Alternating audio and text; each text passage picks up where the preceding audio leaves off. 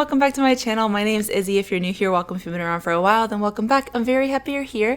Today I have a super exciting reveal. A couple of weeks ago, I spoke to you guys when I thanked everyone for helping me reach 600 subscribers that I had a couple of projects coming.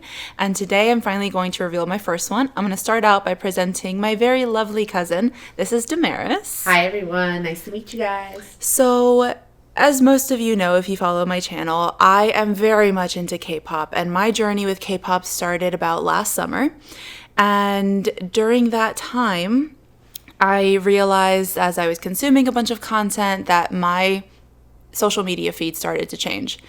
And I was exposed to all of these idols, just ooh to the young, to the oohing away. And I was like, what's happening? I need to know what this is.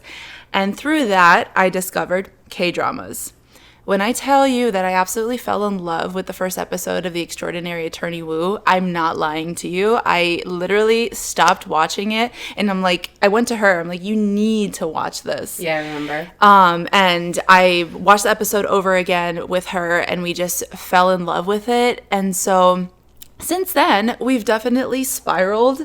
We've grown a lot more into getting to know the music industry, as well as experiencing several dramas that we've just found absolutely amazing. Yeah. So we decided that we are going to start this video series, podcast, whatever you want to call it, and we are going to call it Chismes Chingus. Yay! I'm so excited to be able to go on this journey with you guys and get to know more K-media, because it's literally consumed our entire lives. Literally, I think everything about my feed, about what I talk about, or what I consume, is K-media currently. Is some kind of K-media. Yeah.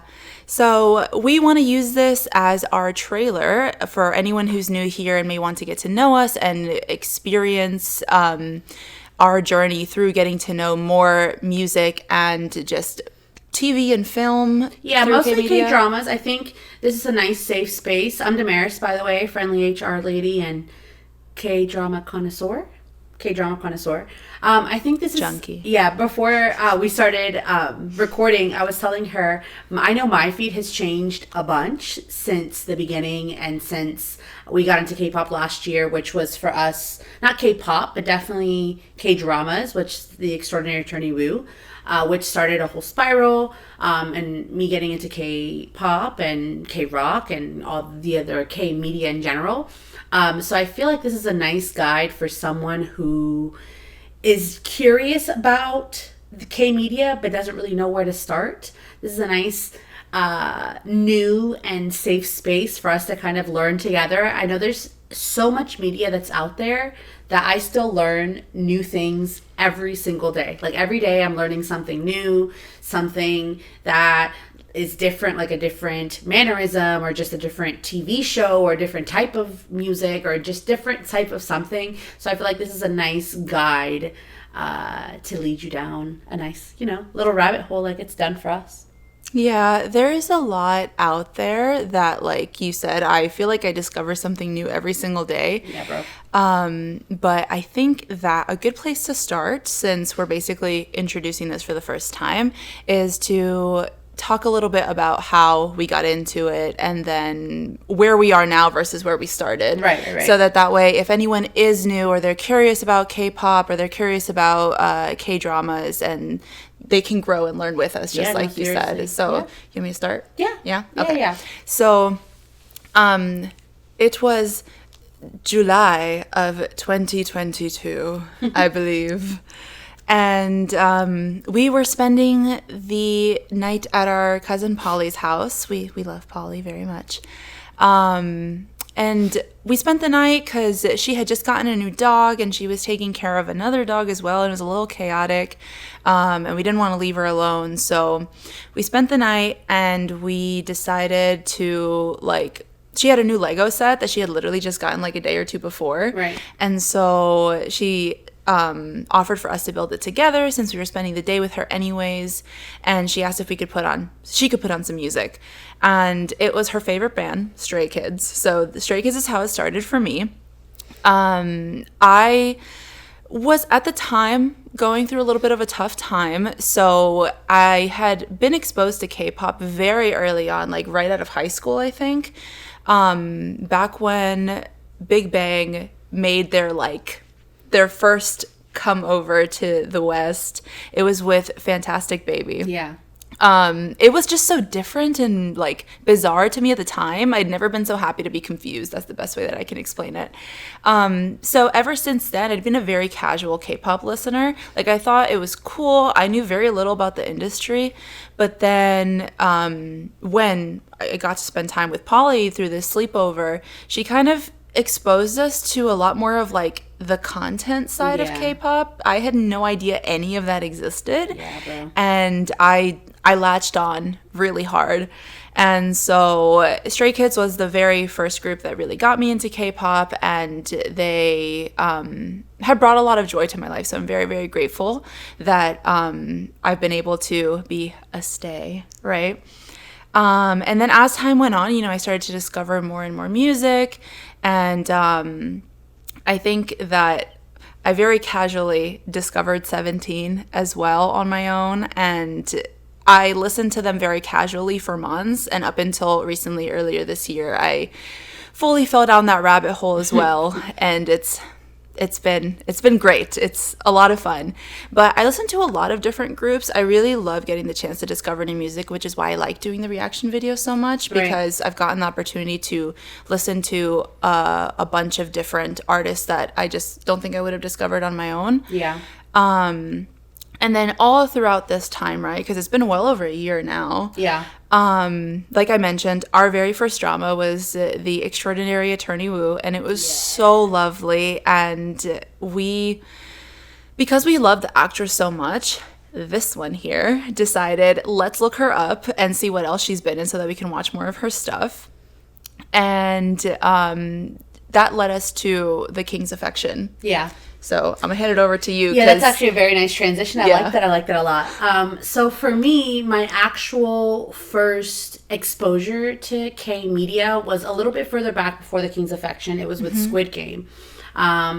Squid Game came out, and I, at the time, was working in optics. So my staff was like, oh my God, you need to watch this, this series. It's on Netflix. It's about a game. So I watched Squid Games, was completely consumed, but didn't really follow any other K media aside from that. It was just a really good show. After that, as she mentioned, they had been exposed, or my cousin exposed her to the Stray Kids. Maniac was the first song that I ever heard of K-pop. And I tried to learn the dance, kind of miserably failed there. But I did try. I can probably do like one or two moves. But I really didn't get into it until she showed me The Extraordinary Attorney Woo. It was fucking hilarious. We tried. Because you said exactly what I was thinking. I was like, remember when we tried to learn Maniac? And then you said... No, I tried. Okay, I took an entire week and I tried Maniac. But Maniac is freaking hard. Maniac is so hard to learn. You know what it was? I started and I was confident, and then we're like, we're going to show Polly what we learned, and then I got shy. No, we had like two steps, and it was like such a miserable fail. But I can say we learned, well, recently, not to jump around a little bit, we just learned, not Thunderous, the other one, God's Menu. And okay, so in comparison to me trying to learn Maniac last year, and I can do something that resembles God's Menu, so I think it's an improvement. I think that part of it is that, like, so fun fact, we go to K-pop dance class because we have a local studio that offers that, which is really, really cool. We've made a lot of great friends that way, right? We go pretty, like, regularly, so I think that learning different choreographies as well, that was our very first attempt ever at learning some type of K-pop dance. Any media, so yeah, we have gotten better, but I digress. They were really into K-pop, but to be honest with you, I love the kids. I still love Stray Kids. They just did not pull me in the same way as I got pulled in a different direction. So as she said, we started The Extraordinary Attorney Woo, which to me, freaking a magical, magical drama. I absolutely love the actress, Park Eun-bin.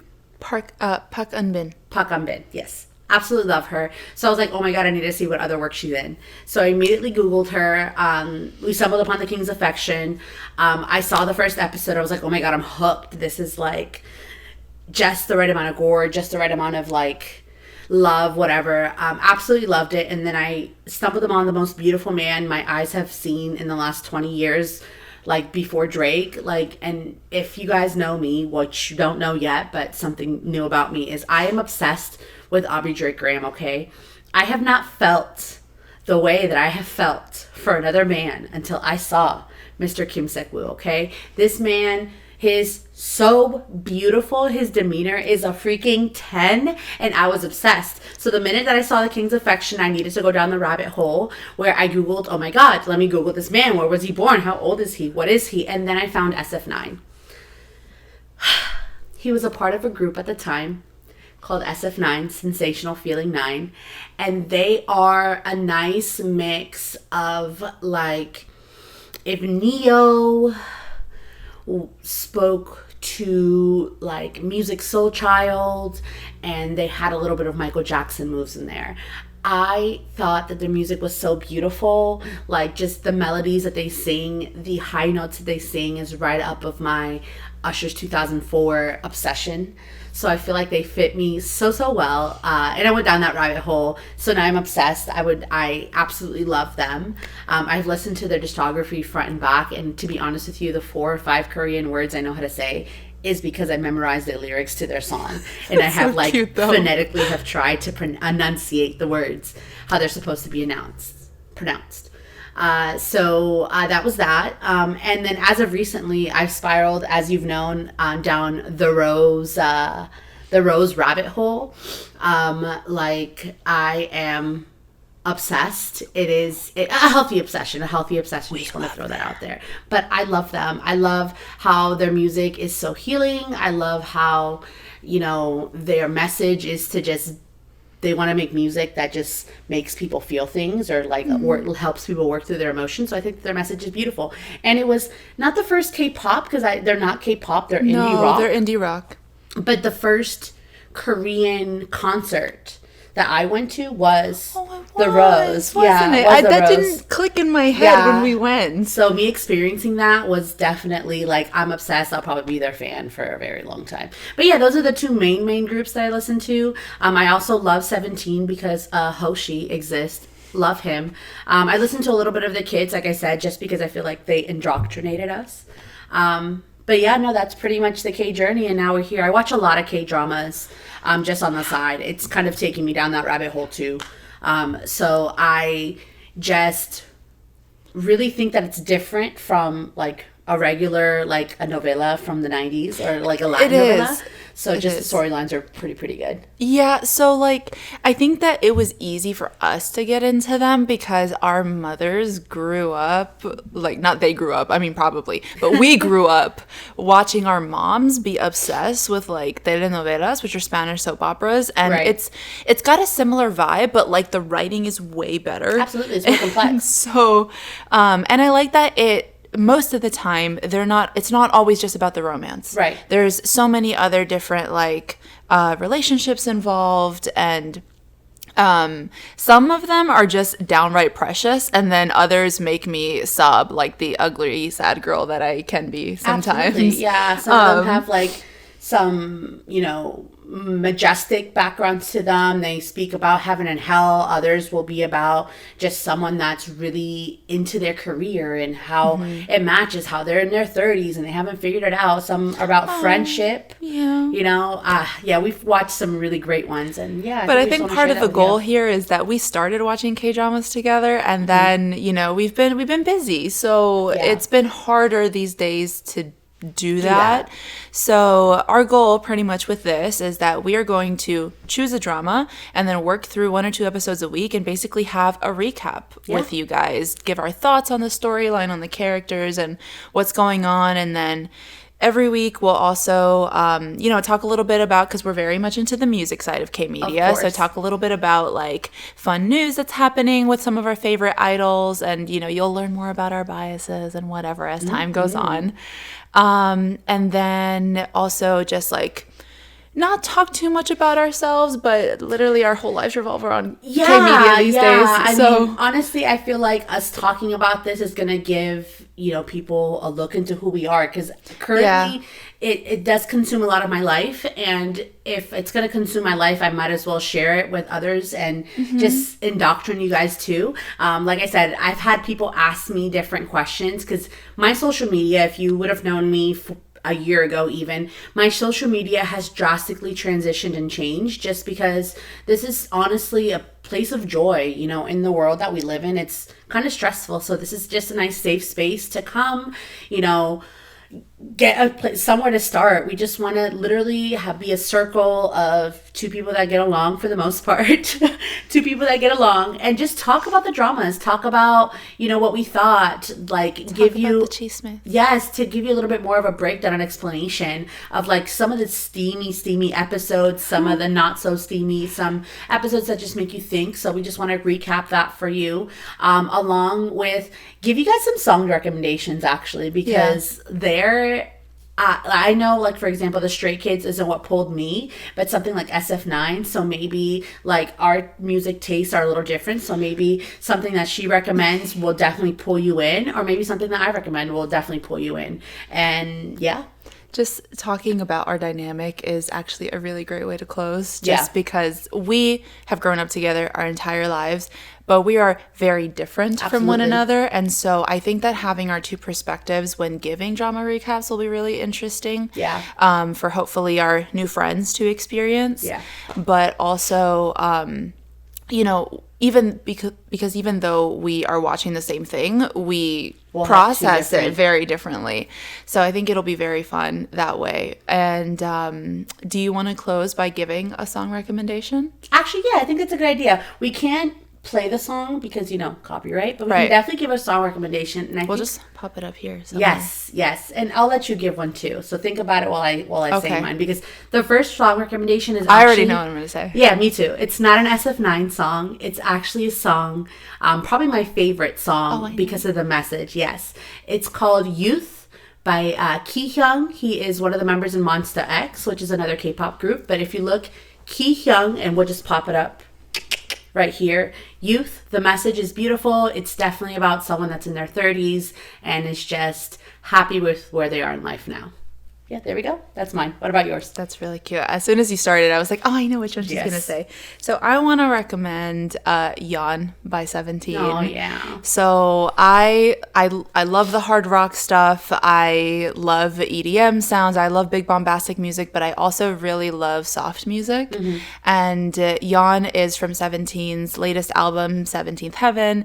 It's just, even though it's sad, like the lyrics are a bit sad, it's a very restful song. Like, it makes you feel very at peace. And yeah, you know, I cried like the baby that I am, but that's okay. So if you're having a hard time, I do recommend listening to Yawn. It'll help you, I think, feel more at peace and more rested, and hopefully make you feel a little bit better. That was nice. Both of the songs that we picked are on the same vibe. I know, right? We love that. So if healing is not the vibe, then healing is the vibe. So in that case, we'll go ahead and wrap up the video here. Thank you guys so much for watching, and we are very excited to bring you our first episode sometime next week. So stay tuned for that. Turn on the notification bells if you haven't done so yet.